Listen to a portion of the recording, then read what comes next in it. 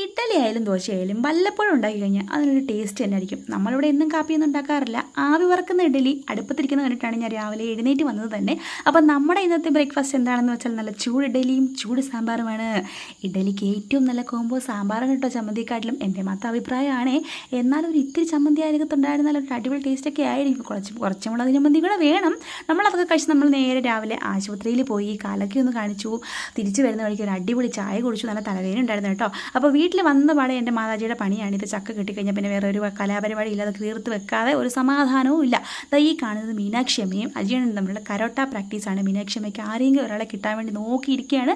അപ്പോഴാണ് കേട്ടോ അജിയണ്ണൻ്റെ വരവ്. പിന്നെ അവർ കരോട്ടയായി, കളിയായി, ചിരിയായി, കരച്ചിലായി, ബഹളമായി. നമ്മുടെ രാത്രിയിലത്തെ കറിയാണിത്. നല്ല ഉള്ളിയും പച്ചവളവും നമ്മുടെ ഉപ്പും പുളിയും എല്ലാം കൂടെ തിരുമി ഒരു അടിപൊളി ചമ്മന്തി അങ്ങോട്ട് ഉണ്ടാക്കി അത്താഴം കഴിക്കാനൊക്കെ പോവുകയാണ്. അപ്പോൾ അമ്മ ഉണ്ടാക്കി ചക്ക വേവിച്ചതും ചോറും ഒക്കെ കഴിച്ചു. അപ്പോൾ ഇത്രയുള്ള ചട്ട ബൈ ബൈ, സീ യു.